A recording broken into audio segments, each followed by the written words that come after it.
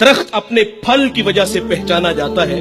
حضور کی صحبت میں رہنے والے آپ ان کے کردار کو دیکھ کر کے دیکھیے کہ وہ کتنے بڑے لوگ تھے۔ حضرت سیدنا صدیق اکبر رضی اللہ تعالی عنہ آپ کی خدمت میں حضرت عمر حاضر ہوئے، آپ کا دور خلافت تھا، اور ایک رجسٹر وہاں پڑا تھا جس پہ نام لکھے ہوئے تھے بیواؤں کے، یتاما کے، مساکین کے، اور آگے معاونین کے نام لکھے ہوئے تھے۔ اس کی خدمت کے لیے یہ مامور ہے، اس کے لیے خدمت کے لیے فلاں مامور ہے، اور ایک جگہ بیوہ کا نام تھا اور آگے خالی جگہ تھی۔ حضرت عمر رضی اللہ تعالیٰ عنہ فرماتے ہیں میں نے وہاں اپنا نام لکھ دیا کہ اس بیوہ کی خدمت میرے ذمے۔ حضرت عمر اس کے گھر میں گئے، دستک دی تو کہا خاتون بہن میں حاضر ہوں، جو میرے لائق حکم ہے وہ فرماؤ۔ کہا کوئی شخص آتا ہے وہ سارے کام کر کے چلا جاتا ہے۔ حضرت عمر فرماتے میں دوبارہ پھر حاضر ہوا، تھوڑا سا جلدی چلا گیا۔ میں نے کہا بہن میرے لائق کو حکم۔ کہا وہ ایک شخص آتا ہے اور وہ سارے کام کر جاتا ہے۔ کہا وہ کون ہے؟ کہا میں نہیں جانتی، بس وہ آ کے دستک دیتا ہے اور میں پردے میں چلی جاتی ہوں۔ وہ میرے گھر کے برتن بھی دھوتا ہے، وہ میرے گھر میں جھاڑو بھی دیتا ہے اور مشکیزیں بھی بھرتا ہے، اور پھر وہ چلا جاتا ہے۔ حضرت عمر فرماتے میرے دل میں شوق پیدا ہوا کہ میں اس جوان کی زیارت تو کروں، وہ کون ہے؟ فرماتے میں تھوڑا سا اور جلدی چلا گیا اور ایسے زاویے میں کھڑا ہو گیا جہاں سے آنے والا مجھے آسانی سے نظر آ جاتا۔ فرماتے ایک شخص آیا اور جب وہ دروازے کے قریب پہنچا تو میں نے آواز دی کون ہو؟ تو آواز آتی ہے امیر المومنین۔ اللہ اکبر۔ حضرت عمر رضی اللہ تعالیٰ عنہ آگے بڑھتے ہیں تو کیا دیکھتے ہیں کہ حضرت سیدنا صدیق اکبر رضی اللہ تعالیٰ عنہ کے پاؤں میں جوتے بھی نہیں ہیں۔ تعجب ہوا، کہا حضور جوتے ہیں نہیں یا ارادتاً نہیں پہنے؟ فرمایا ارادتاً نہیں پہنے۔ کہا وجہ؟ کہا یہ وقت لوگوں کے آرام کا ہے اور میں ارادتاً اس لیے نہیں پہن کے آیا کہ کہیں میرے قدموں کی آہٹ سے لوگوں کی نیند میں خلل نہ پڑے۔ یہاں دو پہلو ہیں صاحب، ایک تو خدمت کے جذبے اور خدمت کرنے کا انداز کیسا سکھایا گیا کہ اس وقت میں آتے ہیں جس وقت میں انہیں آتے ہوئے کوئی دیکھتا نہیں۔ آج ہم خدمت کے جذبے رکھتے ہیں اور جس طرح ہم خدمت کرتے ہیں بعض اوقات ہم لوگوں کو کہہ دیں گے یہ ترغیب کے لیے ہے۔ یہ ترغیب نہیں ہوتی، یہ تذلیل ہے غربا کی۔ یہ سوشل میڈیا پہ آپ لوگ بھی دیکھتے ہو کہ ایک خاتون کو وہ آٹے کا تھیلا دینے کے لیے 20 آدمی کھڑے ہیں اور وہ خاتون سر جھکا کے کھڑی ہے اور دوسری طرف آنکھوں میں چمک ہے۔ یہ جھکی ہوئی آنکھیں نہ جانے اپنے خدا سے وہ خاتون کیا کہہ رہی ہوتی ہے، اور یہاں نفس کے حظ کے لیے جس کو ہم نے ترغیب کا نام دیا۔ اور ہم اکثر ان سڑکوں پہ دیکھتے ہیں اتوار والے دن تماشا لگا ہوتا ہے، غربا کی بیٹیاں اور بوڑھی مائیں اور بوڑھے بزرگ لائن میں کھڑے ہوتے ہیں۔ انہیں ٹائم 8 بجے کا دیا جاتا ہے اور نواب کا پتر 10 بجے خود آتا ہے اور سب سے پہلے وہ چائے لیتا ہے، پھر اخبار پڑھتا ہے، اور وہ باہر دھوپ میں کھڑے ہیں۔ اچانک لائٹ غائب ہوتی ہے تو وہ ملازم پہ برستا ہے کہ ابھی تک جنریٹر کیوں نہیں چلا؟ مجھے یہاں گرمی لگ رہی ہے، تجھے اے سی میں بھی گرمی لگ رہی ہے، اور جو باہر غریب اللہ کی مخلوق دھوپ میں مر رہی ہے وہ تمہیں نظر نہیں آئی؟ اللہ ایسی سخاوت کو ایسے مخیر حضرات کے منہ پہ مارے گا۔ اور ابو بکر خدمت کے لیے جاتے ہیں، جذبے کیسے ہیں؟ ایسے وقت میں جاتے ہیں جس وقت میں اللہ کے علاوہ انہیں کوئی بھی نہیں دیکھتا، خدمت کر کے آتے ہیں۔ کیا ہمارے اندر یہ جذبے ہیں؟ اور ہم تو 500 کا نوٹ بھی دیں تو ہزاروں لوگوں کو دکھاتے ہیں، ہم آٹے کا تھیلا دیں تو ذلیل اور رسوا کر کے دیتے ہیں۔ اور وہ کتنے بڑے لوگ ہیں یار، خدمت کرنے کے لیے جاتے ہیں پاؤں میں جوتے بھی نہیں کہ کوئی میرے قدموں کی آہٹ کو بھی نہ سن لے۔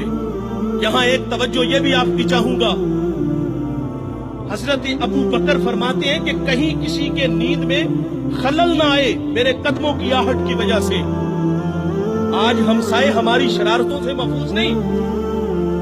ہم نے ڈیک آن کیا، ہمسایہ صرف بیچارہ اتنا ہی کہتا ہے یار تھوڑی سی آواز آہستہ کر لو۔ وہ کہتا تمہیں کیا تکلیف ہے؟ میرے گھر میں چل رہا ہے، تمہیں کیا تکلیف ہے؟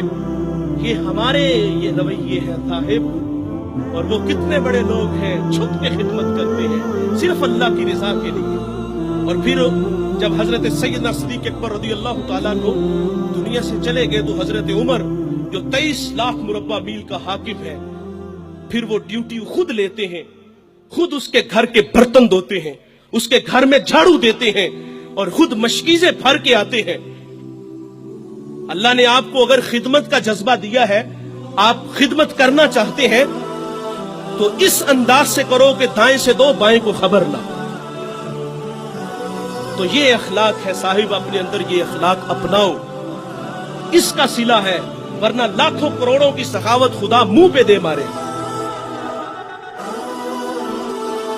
تو ایک زمانہ ہمارے اوپر ایسا گزرا ہے کہ لوگ ایک دوسرے کا احساس کرتے تھے۔ یہ بغداد کی کہانی ہے، ایک شخص صرف یہ دیکھنے کے لیے آتا ہے کہ یہ لوگ عزت کیوں اتنی زیادہ پا گئے ہیں۔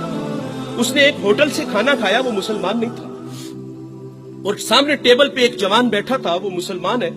اس نے محسوس کیا کہ اس کا تعلق ہمارے شہر سے نہیں ہے۔ خیر کاؤنٹر پہ جا کے اس کا بل دیا، اور اس صاحب نے کھانا کھایا، بل دینے کے لیے کاؤنٹر پہ گیا تو کہا آپ کا بل ادا ہو گیا ہے۔ کہا یہاں تو مجھے کوئی جانتا نہیں، میں اجنبی ہوں۔ کہا ایسے ہی ہے، ایک مسلمان تھا اور اس نے آپ کا بل دیا اور چلا گیا۔ رکا اس لیے نہیں کہ آپ شکریہ کے لیے آگے بڑھیں گے، تو اس نے یہ بھی اپنے لیے مناسب نہیں سمجھا کہیں یہ نفس کی غذا نہ بن جائے۔ وہ اس بات سے متاثر ہوا، پھر ایک دکان پہ گیا، اسے کوئی چیز چاہیے تھی۔ جب دکان پہ گیا تو اس نے کہا یہ چیز مجھے چاہیے، قیمت طے ہوئی تو دکاندار پتہ کیا کہتا ہے؟ وہ کہتا ہے بھائی اسی معیار کی، اسی قیمت میں وہ جو سامنے دکان ہے، اگر یہ چیز تم اس سے خرید لو تو تمہیں کوئی اس پہ اعتراض تو نہیں؟ کہا مجھے چیز چاہیے۔ وہ سامنے دکان پہ گیا، اس نے وہ چیز خریدی، خرید کے جانے لگا، لیکن یہ تجسس تھا، اس نے ایسا مجھے کیوں کہا؟ یہ خود بھی تو نفع لے سکتا تھا، فائدہ تو اسے بھی ہو سکتا تھا، لیکن اس نے مجھے اس کے پاس کیوں بھیجا؟ دوبارہ پھر پلٹتا ہے اور آ کے کہتا ہے بھائی وہی معیار ہے، وہی قیمت ہے، لیکن اس کے پاس بھیجنے کا مقصد کیا تھا تیرا؟ اس نے کہا بھائی میں صبح سے اس وقت تک میرے پاس بڑے گاہک آئے ہیں اور میں نے اپنے بیوی بچوں کے لیے رزق روٹی اکٹھی کر لی ہے، اور وہ جو سامنے بھائی ہے اس کے پاس صبح سے لے کر اس وقت تک کوئی گاہک بھی نہیں آیا، تو میری آرزو تھی کہ تو اس سے جا کے خرید لیتا تاکہ وہ بھی اپنے بچوں کے لیے رزق روٹی لے جاتا۔ ایک ایسا زمانہ تھا، ہمارے اخلاق اتنے اچھے تھے، ہم ایک دوسرے کا خیال رکھتے تھے۔ آج تو ذلیل کرتے ہیں۔ حضرت عمر رضی اللہ تعالیٰ عنہ کے پاس ایک مقدمہ آیا بڑا عجیب سا۔ ایک صاحب نے زمین خریدی اور ایک نے بیچی۔ جس نے زمین خریدی اس نے ہل چلایا تو اس سے خزانہ نکلا، اور وہ خزانہ لے کے جس سے خریدی ہے اس کے پاس آ گیا اور آ کے کہتا ہے کہ بھائی میں نے زمین خریدی ہے، زمین کے پیسے دیے ہیں، اس خزانے کے پیسے نہیں دیے، یہ آپ مجھ سے لے لو۔ اور جس نے بیچی ہے وہ کہتا ہے بھائی یہ تمہارے مقدر، یہ میں نہیں لوں گا، یہ تمہارے ہی ہے۔ ان کا آپس میں تنازع ہوا، حضرت عمر کے پاس آ گئے، وہ دے رہا ہے وہ لے نہیں رہا۔ آج بھائی بھائی ایک انچ پہ ایک دوسرے کو قتل کر رہے ہیں، آج ایک انچ پہ بھائی جیونا مرنا ختم کر رہے ہیں اپنے بھائی سے، اپنی اولادوں کو بھی نصیحت کر کے جاتے کہ چچا کو منہ نہیں لگانا۔